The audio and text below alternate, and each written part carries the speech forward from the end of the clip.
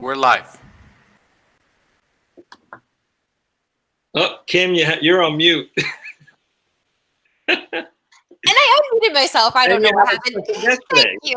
All right, let's try this again. So good afternoon, everyone, and thank you for joining us on Dojo Live, Wednesday, the 17th of July, 2019, where we have informative, informal, and fun conversations with tech luminaries. My name is Kim Lentis. I'm broadcasting live from my home. This one came down with a cough today, and of course, she wants to join in on the fun, so disclaimer there. Joining me are my two co-workers and co-hosts, Carlos Ponce. Hey, Carlos. Hey, Kim. And then you, Tulio, who already introduced yourself, Tulio Siragusa. And here's Zoe. She's waving. So today we're going to be talking about how to develop our data literacy. And here to tell us how to do just that is the Amazon best-selling book author behind her book is Behind Every Good Decision. And she's also president and CEO of Aryng. So please welcome Piyanka Jain. Welcome to Dojo Live, Piyanka. Hi. Hi, Kim. Hi. Glad So to be. Yes, and Zoe, she's waving again. So I have to say, Piyanka, I feel both honored and a bit intimidated to be speaking with you today. I would invite you to please share a bit more about yourself so that our listeners can also and viewers can also understand why I might be feeling this way. So tell us. Okay. Well, there is no reason to be intimidated, Kim. I'm really honored to be here, and I'm excited for what unfolds today. My background, real quick. I have a 2 master's degree from academia, so coming from academia with a quants and math background, and then found myself in the real world of Adobe's and PayPal's of the world, and that's where I really understood, how to take all that quantitative and mathematics learning that I had and apply it to solve real business problems. There were two different kinds of world, and I've slowly realized how to bridge that gap. And through that process of learning how to apply data-driven thinking, how to apply simple math, how to apply more advanced statistical and machine learning techniques to solve complex problems, is how my own journey of data literacy started. And that's what I hope that I would share with you. In terms of just adding to my my background, I speak internationally on the topic of data-driven decision making and data literacy and data culture. And I have a couple of books. One of them you mentioned already, Behind Every Good Decision, just became Amazon bestseller this year. So lucky to have that. And what else? And then, of course, with Aryng, our work is primarily focused on, we are a SWAT team of sorts, so we go in and solve complex problems. Like some company, is having high value problem, whether it is, onboarding issues, or the fraud model is not working, or the growth is growth is not, is sort of diminishing. EBITDA is not looking good, or margins are going down. So these are the kind of big problems that we go in and solve with our data science consulting service. And on the data culture aspect, there are many mature organizations which are our clients who want to be Facebook like or Google's like, right? They want to be able to think and act data, and we help with that transition along with the data literacy work. We also have an academy online on aryng.com. Where anybody who's interested in learning or getting scaled up in data science can go and take certifications and programs. Hey, Kim, sorry for the quick interruption. I apologize for those who are tuned in on LinkedIn. We had an interruption on the live broadcast. I rebroadcasted it. And if you want to watch the entire interview uninterrupted for this session, you can go on nearsoft.dojo.com and you'll be able to do that. Back to you, Kim. Thank you. Perfect. Thank you, Tulio. So yeah, the show must go on as we've proven today. So Piyanka, I was going to ask you about Aryng and your product and services, but you already went ahead and answered that for us very well. So you said something, I heard you say data culture, and I'm wondering, could you go into a bit of that detail of what is a data culture? What does it mean to be data driven? And why is that important for companies? Yeah, and that's a great question. I'm just coming back from an event, C event, where I was, where I keynoted in front of 300 executives on which were in the hospitality and event business, and that's exactly what my topic was as well. Why do we even care? Why is this culture of data important? Now, let's go back, like let's say 200, 300 years ago, and let's say we are all entrepreneurs as business makers. 300 years ago, we all had our, if we were all businesses, we would know each of our customers, right? Because we would, probably shake hands with them, and I probably was selling wool or, whatever else, and you were probably selling something, some of those spices or goods, and we would know each other. In today's world, a digital world, we have millions of customers and we don't know them face to face. And how are we building products and services if we don't know them, if we don't know their needs? The only way for us to know that or understand their needs and build products to serve that need is through understanding what the data can tell us about those million people. How are those million customers, what are they doing on our website, or what are they doing on our product? How are they using our product? Which features do they prefer more versus less? What are the different use cases they are using our products for? And so on. So there are many, many use cases from that perspective. The other thing which is also now added, not only the human aspect, but devices, IoT, devices are producing sensors, devices are producing data. And now we have the ability, imagine, oil and mine, Chevron, ExxonMobil, right? Thousands and thousands of these devices, even the pipes or the machineries, different parts, pressure gauges, the heat valves, everything is now basically a smart device.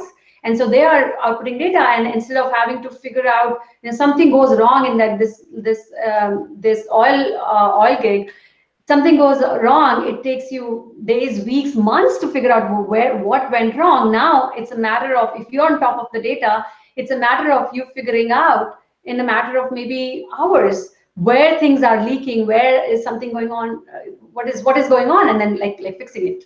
So data, being able to leverage data is very, very important. Now, organizations who have a culture of data are able to think and act data, which means it's not just the responsibility of the data managers to be able to, oh, now that something is wrong, let's me look at the data, and these small percentage of people, 1%, 2% of the organization who is able to do something with data. Well, that was the world 20 years ago when, people like me, we were, data scientists or analysts in the world of Adobe or PayPal. When big problems happened, PayPal went from, for a particular product, went from 2-digit growth to single-digit growth. They would come to people like us and say, hey, what's going on? Let's figure this out. In the new world, we all are part analysts. We are all citizen analysts because we all have access to data. Now, people don't need to depend on people like me or my team who at that point was writing SQL to get access to data. Now everybody has access to data thanks to Power BI and Tableau. And that means we all are citizen analysts. That means we all should be able to think and act data to different degrees, but we should all be able to think and act data and use it. So if something were to happen to your campaign that you ran, we should be able to do something with it. So that's the idea of the data culture. So yes, basically, you're working yourself out of a job by allowing us all to do what you do. Well, surprisingly, I'm not. I'm empowering myself and others by empowering others who are able to do this, which is one of the core things we do at Aryng. We are able to together collaborate. If, for example, if you were my internal stakeholder, Kim, and if you understand that data can be leveraged in these ways, then your usage of data, your usage of models would be much higher. And currently, that's what we are struggling with, right? Companies who are already started on that path, they're struggling with that aspect. It's a really, really beautiful sentiment. I think this is something that we at Nearsoft can kind of relate to a lot. This idea of we're a flat organization and we're all based on teamwork. And so I think this really rings home to us, and this idea that we want everybody to be involved in the decision making and the ideas and the process. But I do have to think, when I personally think of data analysis, I'm thinking of big data, and to me, this can be really overwhelming, like not even knowing exactly where to start. And I think it maybe might feel, I'm sorry, that's Zoe. That's okay. might liken it to failing to see the forest for the trees, right? So how can we break this down? It's my understanding after what I've read about you is this idea of we can start with 2 simple questions. Is that right? 3 simple questions, but yes. 3? Okay. Yes. What are they? Yeah, you were close. I think I'm going to wrap one thought around what I was just trying to get to from the data culture perspective. But the companies who are not going to, given what I'm seeing, the companies who are not going to pay attention or not going to be able to use data as a key asset in the organization are going to be irrelevant very, very soon. So the companies who want to stay competitive actually want to stay in the business, need to pay attention and need to develop an internal data culture. So think and act data for everybody. So that's what, one thing I wanted to wrap on. Now, to your point, like how can everybody become data scientists or be able to deal with big data? It's overwhelming. Thankfully, we are talking about data culture and data literacy, we're talking about stratified. So for example, for you, Kim, if you were my internal stakeholder, you should be able to, and let's say you were in marketing, you should be able to launch campaigns, look at the results of the campaigns, and make meaningful conclusions from that to be able to use it for your next campaign, right? And if I am your stakeholder, internal stakeholder, I'm supporting you, you should be, for the 80% of the problems, you should be able to solve yourself, which can be done using aggregate data, which is not big data, aggregated data. And you should be able to use simple tools like Excel or Power BI or Tableau. Simple tools, simple methodologies, correlation analysis, aggregate analysis, trending, simple methodologies, simple tools, simpler. I won't say that this is like, you still need to kind of sort of know what you're doing, but that can be done by just using these simpler methodologies. 80% of the problems that you would encounter should be solved. It could be solved that way. Now, there will be the rest. Pia, if you don't mind, I want to interject real quick here. So it sounds very similar to my first book in 2009. I made a prediction about how social media and data science was going to change the landscape of business. And it's amazing how it's already happening. But my question is a little bit more about your business, where your focus is. One of the things I've observed over the past decade is the proliferation of data science, big data, even AI. Really, it's about simplifying it, right? So from my perspective, it's about 2 things. One, it's workflow automation, which impacts machine to machine. And as you mentioned earlier, detection of problems, problem resolution, where you have sensor information that can help either with R&D or can help predict a problem, or in some cases avoid a problem. So that's that world of the IoT space. And then you have smart workforces, right? It's the ability to use information to enable someone to make decisions. I always equate it to the junior hire can now act and provide services to a client like a senior person, because they have access to distilled information that has some context that empowers them to do more. Which of these 2 is your company focused on? If you could tell us a little bit about your business, what marketplace you're serving and what problem you're solving, we'd love to hear that as well. Sure. I mean, we expand the breadth of strategic data science consulting. So we are often in boardrooms and executive rooms, working with the executives on figuring out what their organizational structure can be, should be, helping them think through the data culture aspect, also center of excellence aspect, all the way very, very strategic to all the way to identifying the top analytics project, top agenda. How do you move? How are you going to make a motion towards better margins for the organization, or driving growth, and identifying top projects, and then actually working on it with all the tools kits we have. Sometimes simple logic is enough.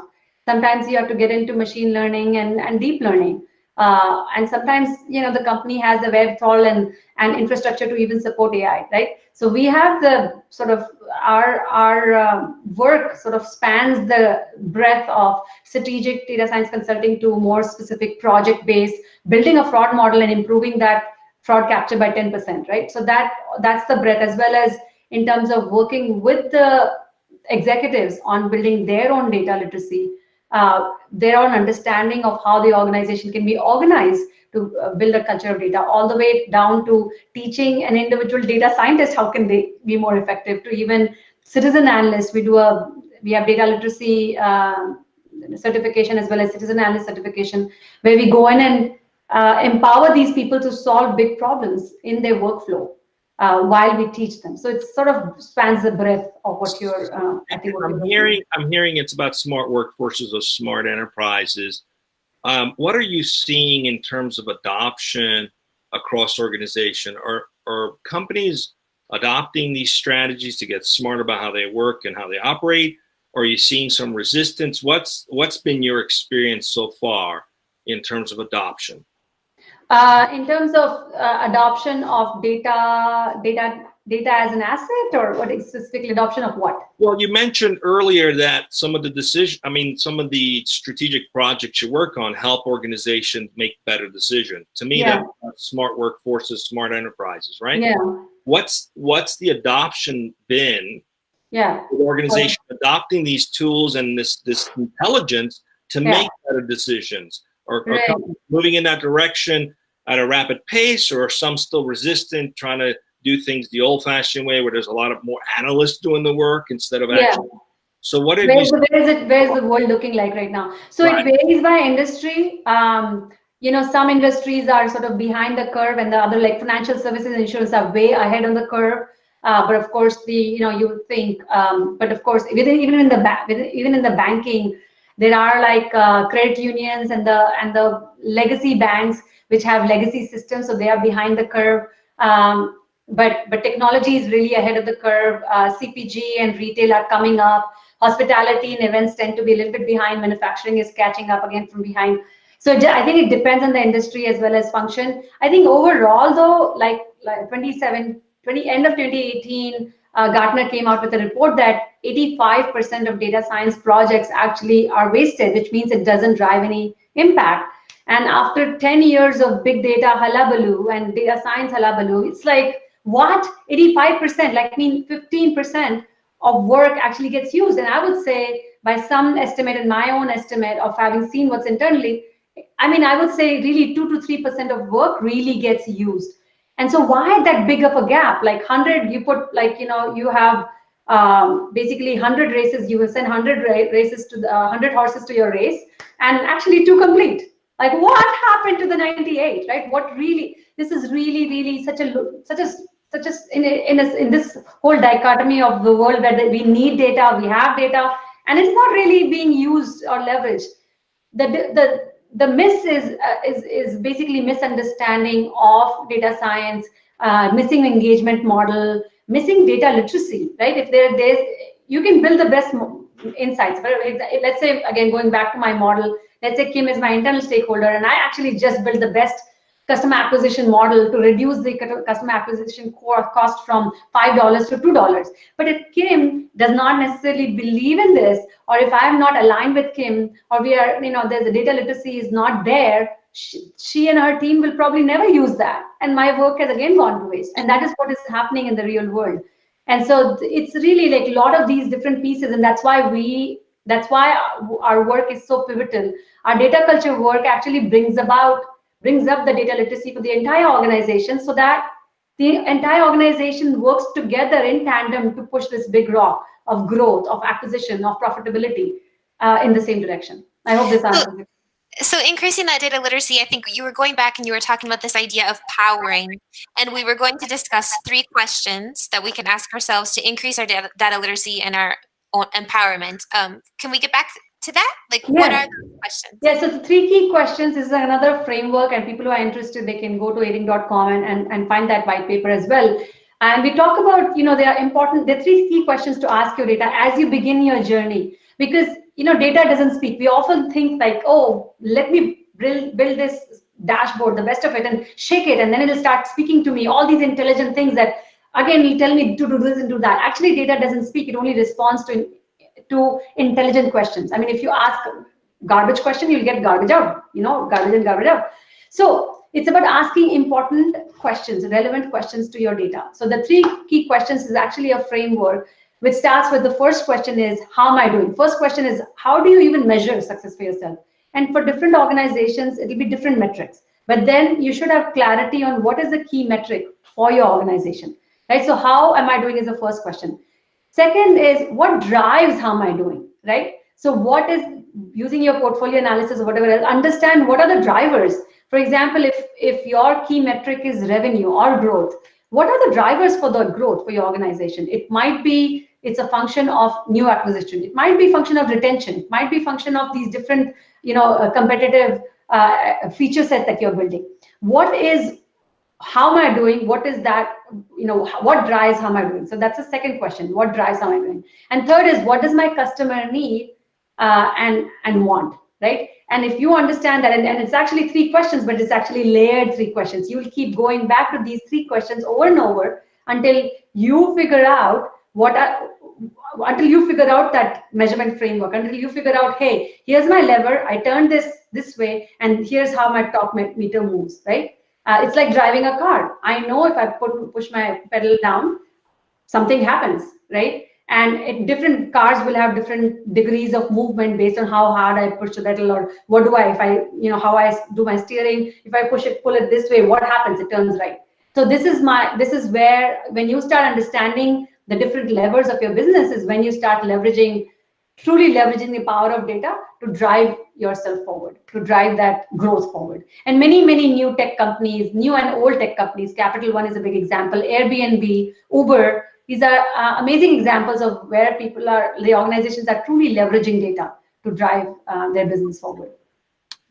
Okay, so we have about 7 minutes left. Time flies. Anybody have any questions, please submit them on Twitter at dojolive. And Carlos, if there's any questions pending, please ask them now, and I'm going to pass it back to Kim, because I know she has a few more. Yeah, so I was wondering, where's this threshold? You mentioned something about 80%, more than likely 80% of the work with data can be done on our own. So that means that 20% is going to need a company to handle, or somebody, or help to handle and utilize the more complex analytics. So where's that threshold? Like, when do we decide, okay, we need someone like Aryng? And also, what are the steps that we can take to do that wisely? I believe that you actually have a talk in an article that you wrote, something about how can we avoid being scammed. I think this scam was the word that you used. Yes, and it is a big scam, and it goes back to the same 85% I was telling about, that 85% of the work goes wasted. And so for you, you wouldn't think of investing $300K or $1 million in a house and say, oh, there's an 85% chance that the house that you're buying may not be there. Oh, 15% chance that house, you would not do that. It's actually a scam, right? But over and over, organizations are doing that. They are investing millions of dollars in consulting, in projects, internal, external tools for that promise, which actually does not show up. So how do you do it right? The way you do it right is make sure that the executives are bought into projects, right? You make sure whether you're doing an internal project or an external project, when we are brought into a project, we make sure that we have the executives buy in. That's one of the things we always start with an assessment. And in that phase of assessment, we have a voice of executive. We actually work with executives to understand their different views. And one of the ways in which we add value is by aligning how different stakeholders are looking at even the problem, the common view of the problem. Because sometimes we go in and we say, there is a huge problem. We have an onboarding issue. 50% of the people, we are rejecting their application. We have a problem. Come solve it for us. We go in, and when we talk to the head of risk, they have a different view of the problem. Head of marketing has a different view of the problem. So one of the first things you have to do is align people on a common view of the problem. And then the next step is align people, all the stakeholders, on a common view of the solution. Because the way the IT would look at the problem, they would be optimizing from the infrastructure perspective. The way risk is looking at the problem, the way compliance is looking at the problem, the way product is looking, they're all looking from their vantage point. And so it's important to come up with a problem definition and a solution definition which aligns different stakeholders, because that's the only way this project will get adopted and actually get used, right?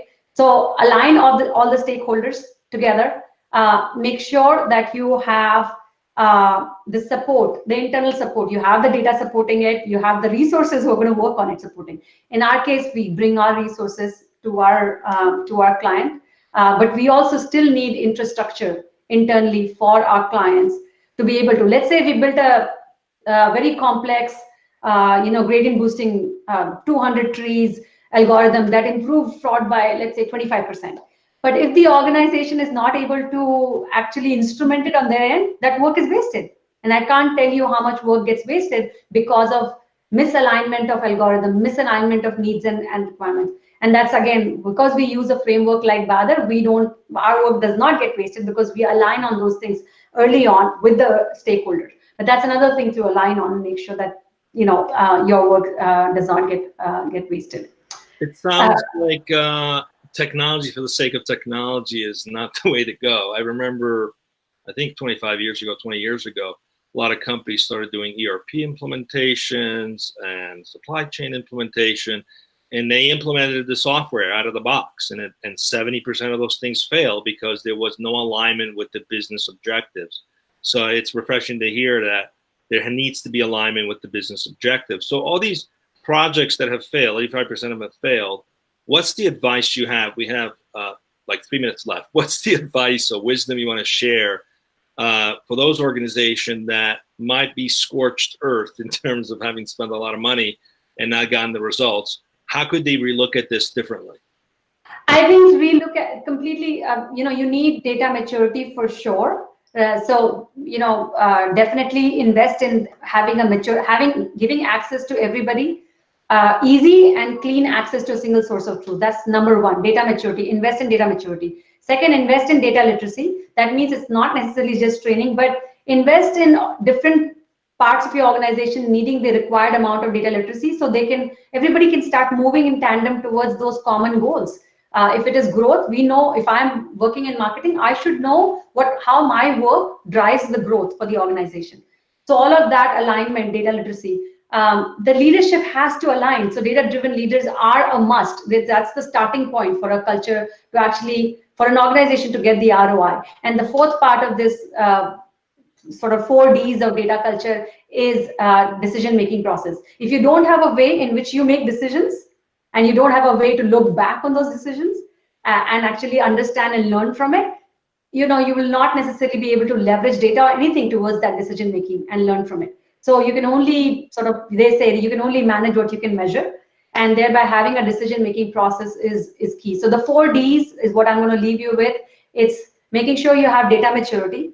Data literacy is a must. Data-driven decision-making is the 3 key component, and all of it is sort of started by and catalyzed by data-driven leadership. Hopefully this is useful. Great, thank you. It's been a pleasure. Wish we had a little more time. Kim, you have anything to wrap up? I don't. It was extremely enlightening, and thank you very much. If anybody, so I'm sorry. So we just want to make sure for those who are listening, it's Aryng, right?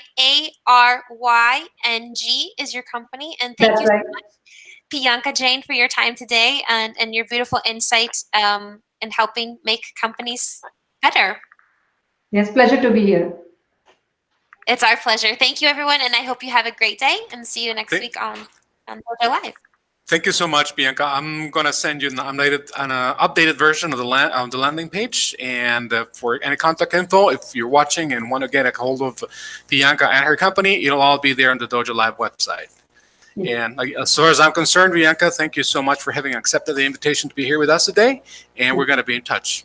Yes, thank you. Thank you so much. Bye. Bye, guys.